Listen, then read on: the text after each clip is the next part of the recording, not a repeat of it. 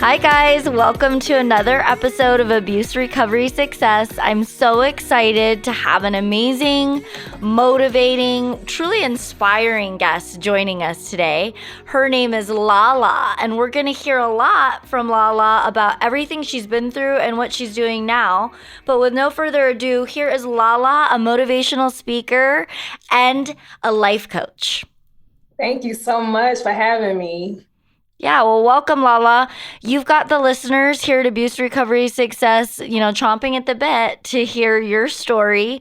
We want to hear all that happened to you and where you are today, so feel free to share with us. Okay, so my name is Lala. A little bit about me. I grew up in Columbia, South Carolina. My struggles started in high school when I started gaining weight. My sister started noticing it first. And you know how y'all siblings do, like y'all pick on one another when y'all get into an argument and, jokes is funny. But then the kids at school, they started seeing it as well. So they started picking on me and it was like not funny no more. And then that's at that very moment, I realized, dang, like I'm letting other people like interfere with my confidence. That's when my confidence and my self-esteem started to go downhill from there. So that's pretty much where my journey started. And then,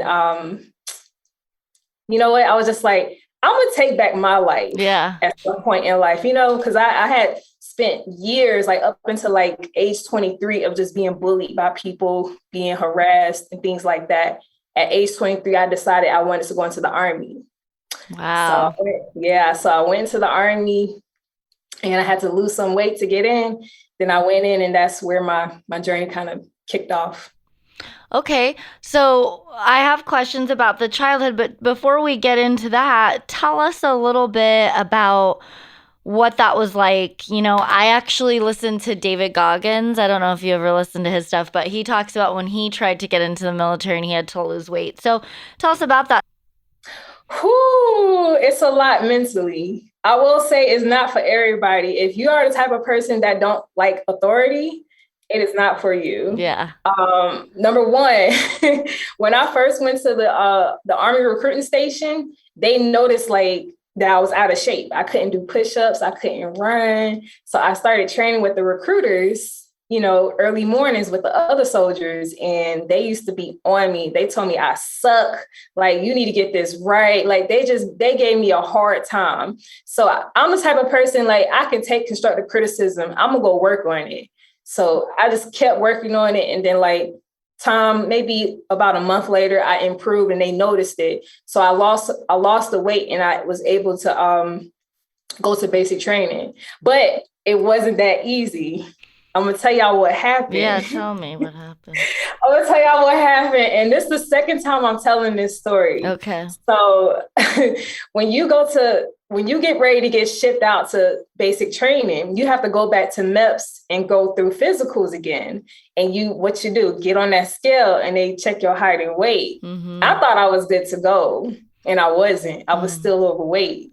And when you fail, they send you back home for 30 days and you got to come back.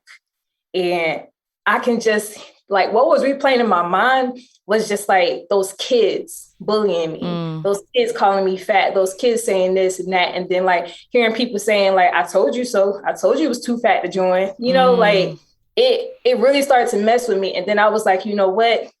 I'm not going to stop because like a lot of times, like when we have a goal and we fail, we like, I don't want to do it no more. But I failed, but I decided, okay, I'm going to try again. I'm going to try a little bit harder. So I went home. I took my last $200 out of my bank account, hired me a trainer, and I just went to work. Yeah. Wow. That's amazing. So then you go back and then they said, okay, you're the right weight. And what happened next? Yes. And then I went to basic training, which was in what was it? I forgot. It's near St. Louis, Missouri. Okay. That base over there. So yeah, I went and basic training, it's a lot mentally. I didn't mind the physical part. Yeah. The physical part was fun for me. I did not like those females. Yeah.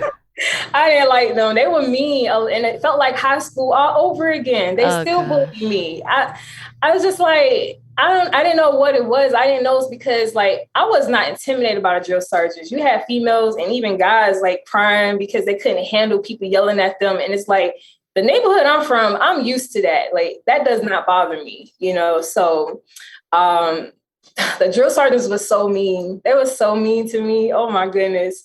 I remember, I'll never forget this drill sergeant. I did my first PT test. Now, mind you, I had already built my physical strength, but for some reason, my push-ups weren't good enough for him. So I remember him being beside me, counting my push-ups, and he just kept saying 0, 0, 0. Like, you can't do one? What you here for? You weak. You can't do one? Like, literally in my ear. And it's just like, I could not even do it. So what he did, he took my PT card and I only did 2 push-ups. He circled the 2 with a permanent marker and put it on a board in the room for everybody to see, all of my battle blades to see it, to embarrass me. Oh my goodness. I was still trying to figure out who I am and what my purpose is. Mm-hmm. So I always loved fitness. Yeah.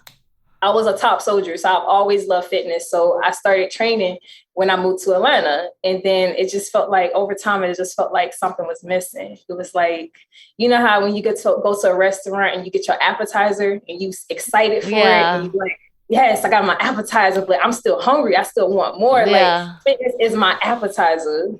And I started figuring out what that entree is. And then I tapped into motivational speaking. Okay. So like, that's it. I like that. Before we skip to that part, I guess, tell us a little bit more about this childhood. Because I'm always interested what inspires someone to go into the military. And I think it's different reasons for everyone. But for you kind of mentioned having some siblings and bullying. What was your home life like? What was that dynamic? And is your family a big part of your life now? Tell us more about that. After that whole situation happened, I started to feel different. I started to feel like something was missing. I don't feel loved. No one is not teaching me about boys, really. Like, I don't really know like certain things that a father is supposed to teach a daughter. So it caused me to go through a lot of pain with a lot of guys and things of that nature. So I went through so much with just trying to figure out, you know, how to demand self-respect, you know, and things like that. So it was a little rough. And my mom, like, we didn't have much money growing up and things like that. I remember us, like me and my sister had to share clothes, you know, every year and things like that. That's another reason why I got picked on. Yeah.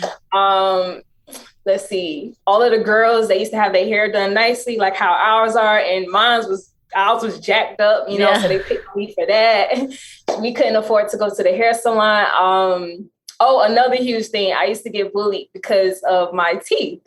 So you know how kids can be mean if they notice like your teeth are really messed up. My mom could not afford braces for me. So they just gave me a hard time with just my appearance all around. And it's just like, I just started correcting it little by little. And I was doing it for me. I wasn't doing it for them, little by little. So I lost the weight first. Then I started gaining the confidence. Then I started, you know, changing my appearance, like how I'm dressing, adding a little swag, like, you know, things like that. And then I eventually got braces. So it just started putting that confidence right back into me. Okay. And so when you found that motivational speaking was something you were kind of passionate about, how have you started this? Like, have you started small? What are you doing right now with that?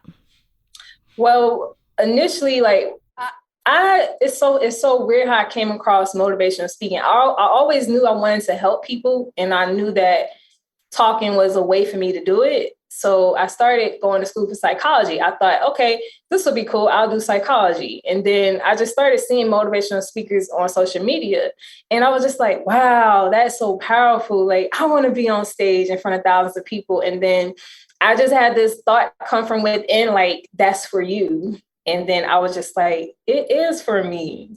I can see that, you know, so I just started thinking of bigger things. So I reached out to one of my friends and found me a mentor, and he's teaching me everything he knows about the motivational speaking field. I love learning. I love educating myself. I spend a lot of time of consuming positive energy. I'm all about my energy, protecting my energy. I love that. And they say it can even be like music, Yes. and whatever you're putting in and listening, you end up putting out. So Yeah. I totally agree. I actually went through a couple years where I didn't even watch TV. And I did it to just try to really focus on business and growth. And, now I've been watching a little TV again with my kids especially. But it was a good practice to kind of just detox almost, Yeah, So because a lot of times we don't realize like what we consume, it becomes stored in our subconscious mind. And that's why we have the thoughts that we have. And whatever thoughts you have, you act on it. Yeah. So if you have a person that have negative thoughts in your head, then you're gonna act on it. That's why your life is going the way it's going. So we have to change our thought process. I totally agree. That's such a good one.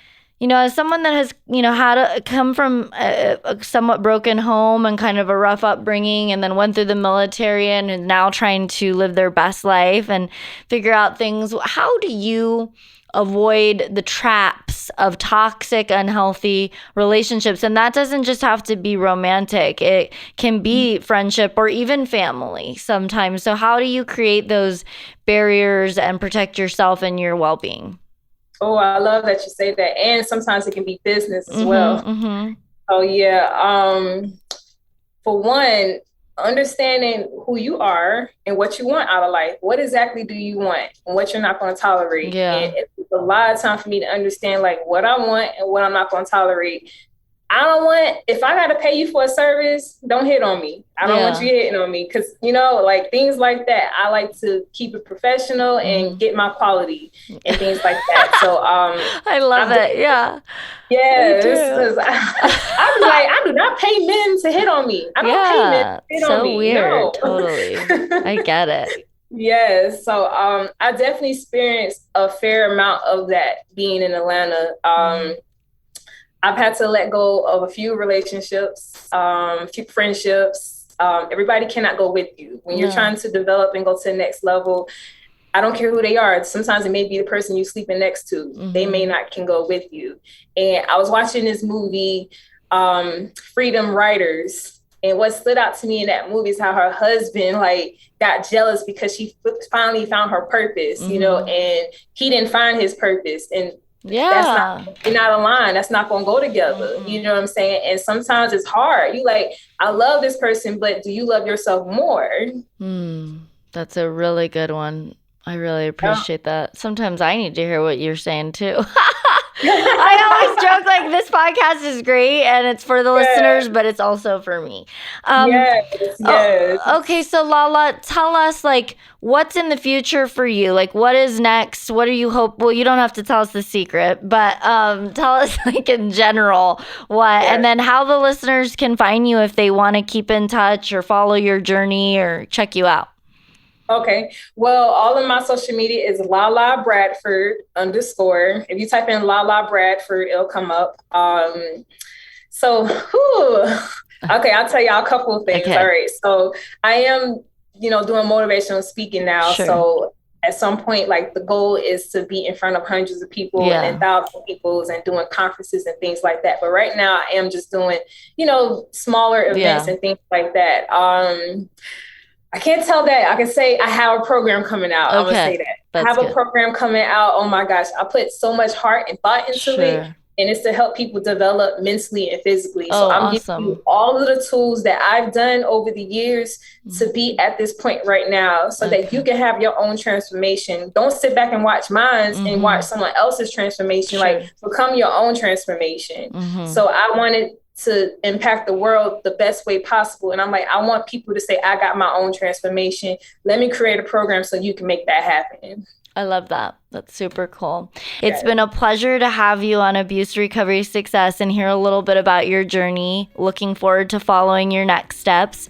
And thank you to the listeners for joining us on yet another episode of Abuse Recovery Success.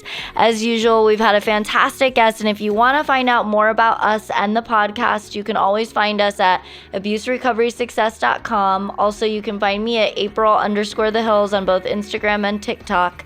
And then, of course, April Hill on YouTube. Thank you, guys. Thank you.